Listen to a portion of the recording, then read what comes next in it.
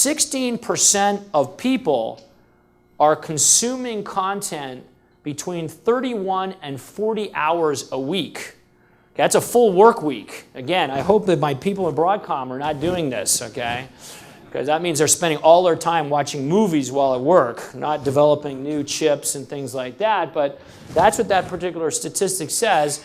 87% of people are consuming digital content, more than 10 hours a week of digital content.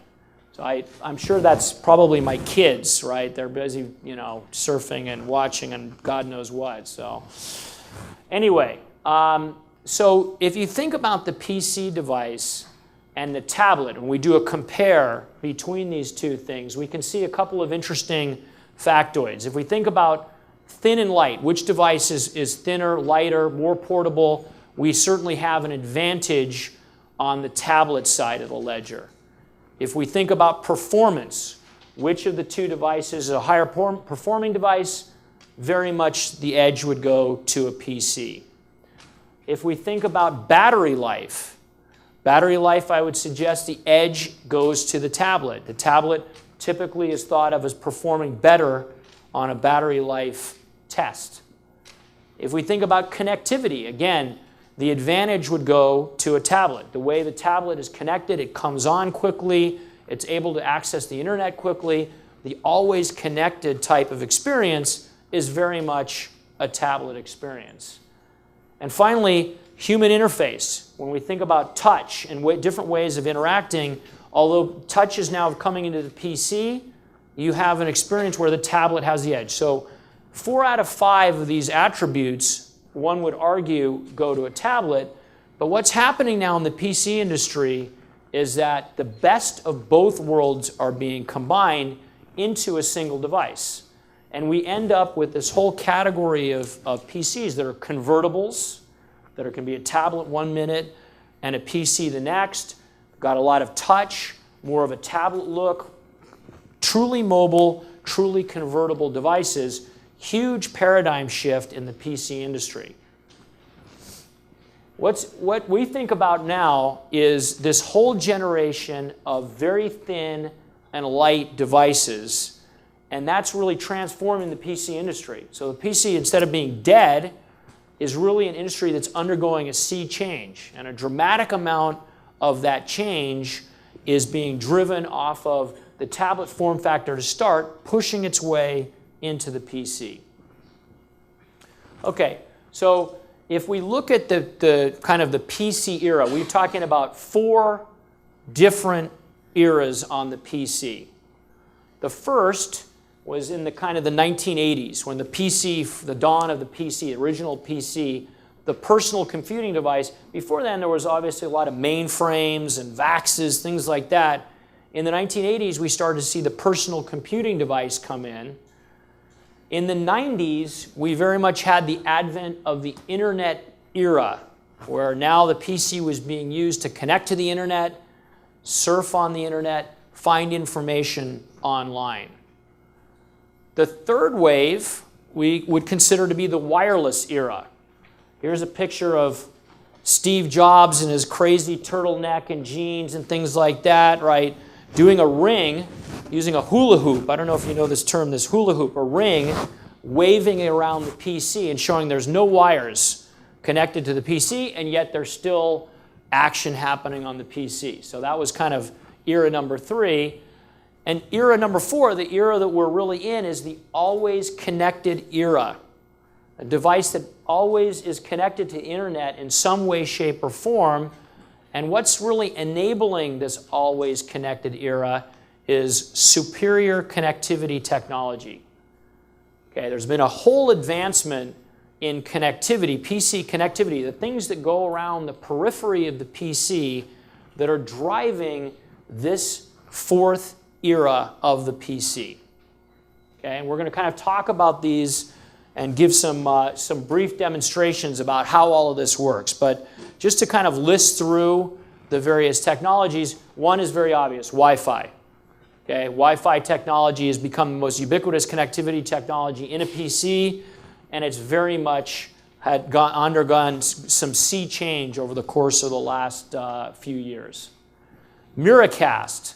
This is really an application, but the way to move content from one device to another using wireless media. Okay, and we'll talk about how Miracast works. NFC. NFC is a third technology, been thought of mostly in terms of banking and mobile payment, but now has some very interesting use cases, and we're seeing NFC applied more and more to PC devices. Fourth, touch. What's happening in the touch? Everybody understands the touch and all the touch panels that are available for smartphones, tablets, and now PCs. What's driving change in the touch technology? Bluetooth. Again, Bluetooth has been around a lot of time, mostly considered a voice application, but a lot of things are happening with Bluetooth that are driving very interesting changes in the PC. And finally, GNSS, GPS, location technology. Location is becoming increasingly important in a whole bunch of devices, but in particular now we're seeing location, GNSS technology come into the PC in some very interesting ways. So to take you through in more detail across these various things, first on Wi-Fi. Again, the most common technology that there is, driving a set of use cases that are advancing the technology. First, we have always on for cloud access. Okay, Wi-Fi being an always-on technology, how we can leave it connected, always powered, so that content is always coming into the notebook or portable device. Second, higher capacity. More and more things are connecting to the internet, and as more and more things connect to the internet, more capacity is required. Third, battery life. We talked about it a minute ago. Battery life is a key attribute. How do we extend the battery life of these portable devices? Having a wireless technology that can be always on, as we see in the first bullet, but yet maintain battery life is key. And finally, faster speeds for video. Okay, bringing all this together and making sure that there's enough bandwidth, high bandwidth for high definition TV, and as we move to Ultra HD, bandwidth for Ultra HD is critical for a Wi-Fi technology. And so we talked last year at this very forum about 5G Wi-Fi, the fifth generation of Wi-Fi technology. 5G Wi-Fi has all of these attributes: higher bandwidth, more capacity, better range, better battery life. All of these things are driving a change now as we see a shift in the market from 802.11n to 5G Wi-Fi.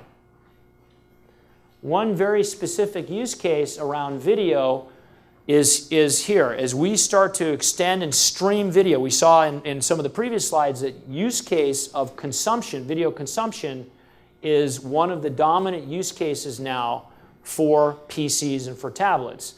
Being able to have a better experience streaming video is key. And so 5G Wi-Fi has the attributes of better battery life, longer range, more capacity, so I can stream video to more corners of a home than any previous Wi-Fi technology. Okay? So kind of thinking about this and bringing it all together, we have a very interesting demo. My lovely assistant. Wow, here he is again. Mike, the man, the myth, the legend, the one and only, Vijay Nagarajan. Hello, Vijay. Welcome to the stage. Hey, Mike. Thank you. Workstation? There is a video on the workstation. Oh, there is. But that's for the audience, not for me. Okay, I see. Right. Okay. Anyways, so when you go to your work, right? So you have your notebooks. You go to your work. You actually take your notebook. You dock it on your desk. You get immediate access to one or more monitors. You get access to your keyboards, to your mouse. You get a much better, stable experience on your desk. When you step out of work, you take it out of your dock, head back to home or wherever, and you can sit in your coffee shop and do your emails and whatnot. Right. So there is an inherent need for a docking type solution at work, where here's an illustration of what a dock could be. Right. So you have a docking station that's connected to multiple monitors, keyboards, and mouse. What I've done here is I've actually brought my docking station, my workstation, from Sunnyvale here. So Direct from work. Okay, direct from work. Okay, live from Sunnyvale. So what I have here is, That looks like a video, by the way. I'm just not mistaken. like I said, I'm trying to show the video for the audience. Okay, all right. This is the trailer of the movie I inside. understand all that. So my PC is connected to this dock, and I have two screens, split screen. First screen is replicating what I have on the PC, as you can see here, and the second screen is an extension, the extended screen mode. So I have two monitors that I use at work. Seems compelling. Right. So what I do is I can go in, browse. I can do my text. I can. Pretty sharp text there. It's pretty sharp text, and then I can. Let's see. I can move this window around, right? So this is a standard dock use case where I can move it from different desktops and make sure that I have multiple applications running. Okay. Right. So it seems pretty interesting there. The key to a dock really is that you want multimedia and text to be super crisp when they're playing simultaneously. You don't want to lose one for the other. And that's why people almost always end up using a wired link in order to do a dock. Okay. Right? Now, you just talked about these Ultramobile PCs that are thin and light. And what comes with thin and light is the lack of interfaces and the ability to have more wired connections. So all of these use cases have to increasingly go wireless, right?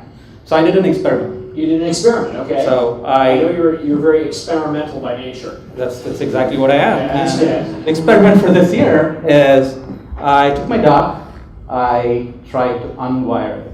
You unwire, oh, okay. So what I showed you really here is a 5G Wi-Fi enabled wireless dock. It's all wireless, okay. So this is all wireless technology. Exactly. In the end. Exactly. So that's the beauty of it. So I was able to do all of this with extremely low latency. You can move the screen around there and things let like me show you again. wireless. Let me show you again. Absolutely. All of this is on wireless, where I get to move the screen, zero latency.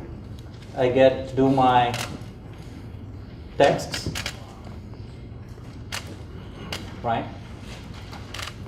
Zero latency, zero jitter, all of it on wireless. Very impressive. Very impressive. Very 5G Wi-Fi 5G can do Wi-Fi, exactly a that wireless for dock. you. A wireless dock via 5G Wi-Fi. Yes. That's the punchline. That's the punchline. We worked this with this company called DisplayLink that does wired docks, and